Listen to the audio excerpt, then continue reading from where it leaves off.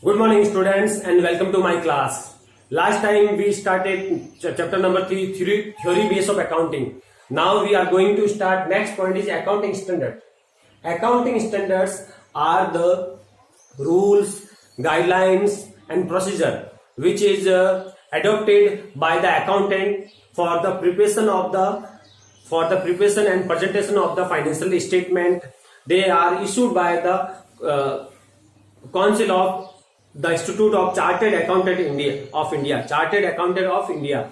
मतलब ये accounting standards क्या होते हैं, रूल्स होते हैं, गाइडलाइन होते हैं, नॉर्म्स होते हैं, जिसको अकाउंटेंट्स जो भी होते हैं वो यूज करते हैं और एडॉप्ट करते हैं ताकि वो फाइनेंशियल स्टेटमेंट प्रिपेयर कर सके और प्रेजेंट कर सके। इसको कौन इश्यू करता है? ICAI, Indian institute of chartered accountant of India इसको इश्यू करता है, जिससे कि अपने जो कंट्री के जो अकाउंट्स है, अकाउंट इंफॉर्मेशन है, फाइनेंशियल स्टेटमेंट है, उसमें यूनिफॉर्मिटी आ सके और सबको अपन कंपेयर कर सके। एक कंट्री में जितने भी बिजनेस ऑर्गेनाइजेशन है, जितने भी कंपनी है, उनके रिजल्ट को अपन कंपेयर कर सके। इसलिए इस आईसीएआई का भी, आईसीएआई मतलब Indian the institute of chartered accountant of India को भी सेटअप किया गया 1977 में, जिससे कि अपने पूरी कंट्री में जो भी बिजनेस ऑर्गेनाइजेशन चल रहे हैं उसके अंदर जो भी अकाउंटिंग वर्क हो रहा है, जो भी अकाउंटिंग इंफॉर्मेशन प्रिपेयर की जा रही है, वो सब सिमिलर हो सके, सबकी इंफॉर्मेशन सिमिलर हो, एक ही टाइप के हो, सभी एक ही टाइप के मेथड्स यूज कर सके, जिससे कि यूनिफॉर्मिटी आ सके, कंसिस्टेंसी आ सके और कंपेरेबिलिटी आ सके। इसलिए ये अकाउंटिंग स्टैंडर्ड अपन आईसीआई ने इश्यू किए। ये मतलब एक तरह से जनरली एक्सेप्टेड अकाउंटिंग प्रिंसिपल्स है। ठीक है बेटा। Next point is nature of accounting standard. First is accounting standards are mandatory in nature. Accounting standard are mandatory in nature. Second is accounting standard are flexible, they are change as per the requirement of the business organisation. It means the business organisation इसको in accounting standard को अपने हिसाब से, अपने जैसे requirement के हिसाब से चेंज कर सकती है। वो अलग अलग जो भी रूल्स है, प्रोसीजर है, उसको फॉलो कर सकती है। इसमें अलग अलग रूल्स और प्रोसीजर होते हैं, उनको फॉलो कर सकती है। तो अपन बोल सकते हैं कि accounting standard are flexible, they are use और adopt by the business organisation as per their requirement. Okay बेटा। Third point is accounting standard prepared on the basis of business environment and the law of the country. If there is any change in business environment and law of the country, that time the accounting standard also be changed or revised.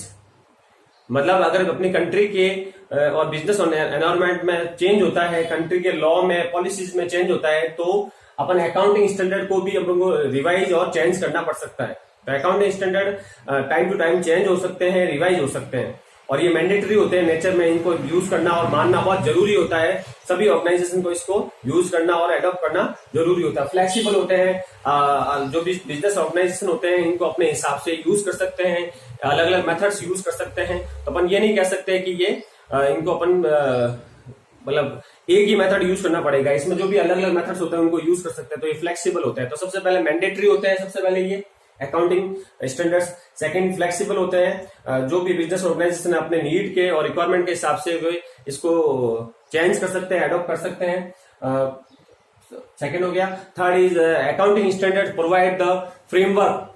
Accounting standard provide the framework so there we can prepare the financial statement systematically. तो ये हो गया nature of accounting standard बेटा। हाँ, next point is objective of accounting standards. First and main objective of accounting standard is to bring uniformity, transparency, comparability into the accounting practice.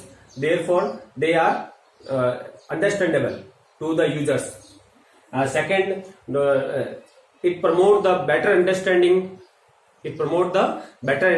understanding of the financial statement. Third is it minimize the diverse accounting policies. जो भी अलग अलग type की accounting policies होती है, इसको ये minimise करती है, कम से कम करती है, ताकि सभी लोग एक टाइप की ही, एक जैसी ही अकाउंटिंग पॉलिसी को अडॉप्ट करें और यूज करें। तो ये अपने ऑब्जेक्टिव है अकाउंटिंग स्टैंडर्ड्स के कि अपन को कैसे अपन अकाउंटिंग स्टैंडर्ड मतलब क्यों अपन को करने चाहिए, इसका मेन क्या ऑब्जेक्टिव है, इसलिए अकाउंटिंग स्टैंडर्ड अपन को यूज करने चाहिए। Limitation of accounting standards, there are two type of limitation. First is accounting standards are man made, hence it does not pass the verifiable test. मतलब अकाउंटिंग स्टैंडर्ड मैन मेड होते हैं तो ये जो verifiable test होता है उसको पास नहीं कर सकते हैं। Second is accounting standards are based on the business environment and according to the law of country. Therefore, whenever the country law or the business environment is changed, that time accounting standard also be changed. So there are two limitation of the accounting standards. Next one is advantage of accounting standard. First advantage of accounting standard is it provide us rules and guidelines. It provide us rules and guidelines for the prepare and presentation of the financial statement.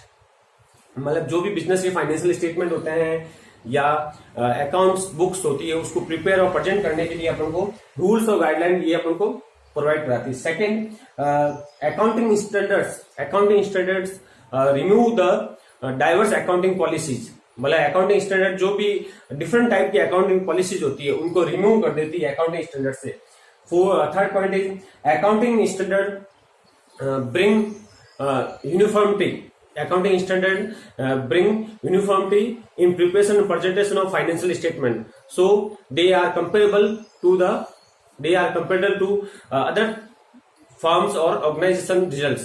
मतलब accounting standards क्या करती है, सभी जो भी अलग अलग type के जो भी बिजनेस ऑर्गेनाइजेशन है उनके जो भी अकाउंटिंग डाटा और रिकॉर्ड्स होते हैं उसमें यूनिफॉर्मिटी लाती है, जिससे कि अपन उसको कंपेयर कर सके और अपन चेक कर सके। और last is accounting standards. Accounting standards help in the auditing. Accounting standards help in the auditing to the auditors. मतलब जो भी ऑडिटर्स होते हैं, बड़ी बड़ी जो कंपनियां होती है जिनकी सेल्स बहुत ज्यादा होती है, करोड़ों में होती है, उनकी जो भी अकाउंट्स होते हैं उनको ऑडिट करना पड़ता है। क्या करना पड़ता है? ऑडिट करना पड़ता है, चेक होते हैं वो।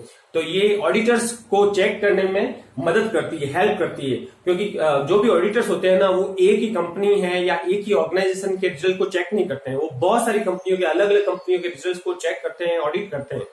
तो उनकी ये हेल्प करती है। और सबके अगर मेथड सेम होंगे, सबके रूल्स और गाइडलाइंस अपने सेम यूज की हुई होगी तो उनको चेक करने में आसानी रहेगी, उनको मतलब इजीली वो चेक कर पाएंगे। तो अपन बोल सकते हैं अकाउंटिंग एडवांटेज ऑफ जो अकाउंटिंग स्टैंडर्ड के बहुत सारे एडवांटेज है, इसको फॉलो करने से, अडॉप्ट करने से अकाउंटेंट होते हैं उनको, ऑडिटर्स होते हैं उनको, और जो भी बिजनेस ऑर्गेनाइजेशन से रिलेटेड होते हैं यूजर्स, उन सबको फायदा होता है, उनको सबको प्रॉफिट ये होता है कि वो उनको चेक करने में आसानी रहती है, वो आराम से सबको चेक कर सकते हैं क्योंकि सब पॉलिसी एक ही होगी।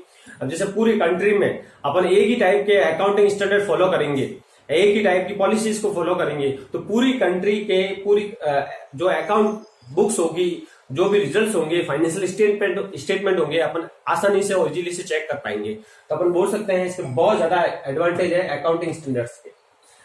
Next point is international financial reporting standard, IFRS. IFRS are the rules, norms और guidelines which is issued by the international accounting standard board. International accounting standard board, जो ये इंटरनेशनल अकाउंटिंग स्टैंडर्ड बोर्ड है वो international financial reporting standard issue करता है, ठीक है, जिससे कि सारे वर्ल्ड में जो अकाउंटिंग इंफॉर्मेशन हो, फाइनेंशियल स्टेटमेंट्स हो, वर्ल्ड वाइड सिमिलर हो सके, उनमें यूनिफॉर्मिटी आ सके और जितने भी ऑर्गेनाइजेशन है वर्ल्ड वाइड वो उसको चेक कर सके, ठीक है ना। तो अपन बोल सकते हैं IFRS are the accounting standard which is issued by the International Accounting Standard Board. International Accounting Standard Board, therefore it bring uniformity, comparability, consistency into the accounting statement.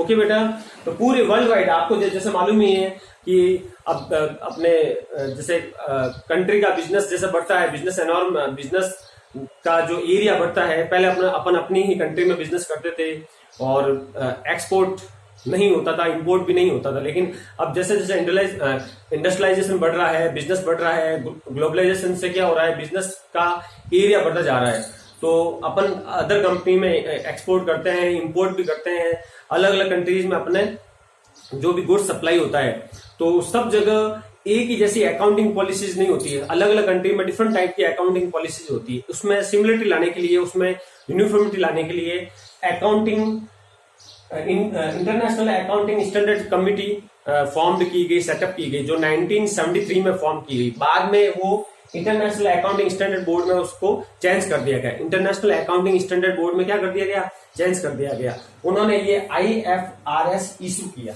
जिससे कि जो भी अकाउंटिंग पॉलिसीज होते हैं उसमें सिमिलरिटी आ सके, uniformity आ सके, और वो एक दूसरे से कंपेयर हो सके। एक कंट्री का रिजल्ट दूसरी कंट्री के रिजल्ट से कंपेयर कर सके, उनकी क्या ग्रोथ है, उसमें क्या एक्सटेंशन हुआ है, वो सब चेक हो सके।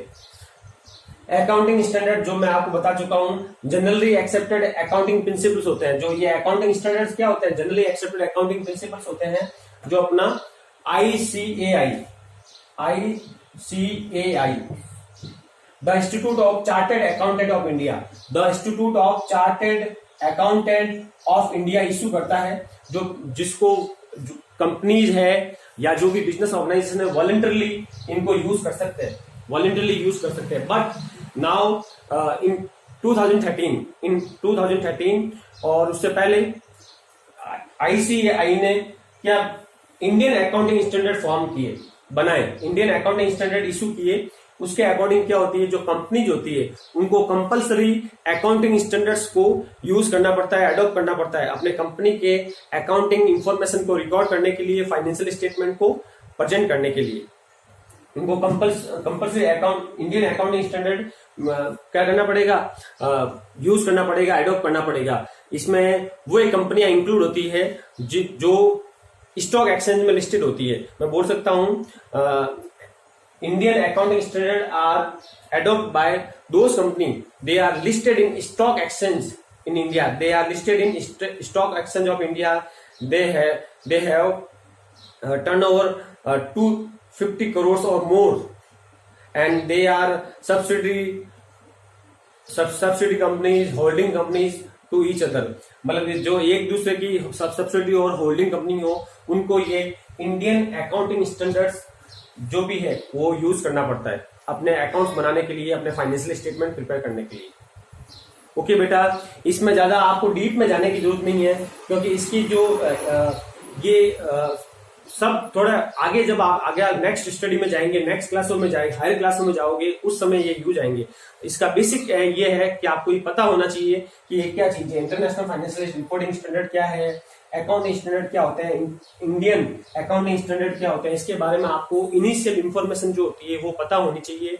अभी जो प्रैक्टिकली अभी जो आपका 11th है, 12th है, बीकॉम है, या आप अगर जो भी अभी जो इनिशियल स्टडी करोगे उसमें ये कम ही यूज आएंगे। बस ये आपको नॉलेज होना चाहिए ये क्या चीजें हैं, इसके बारे में आपको डीपली स्टडी करने की भी कोई रिक्वायरमेंट नहीं है, बस आपको बेसिक इनका पता होना चाहिए क्या क्या चीजें।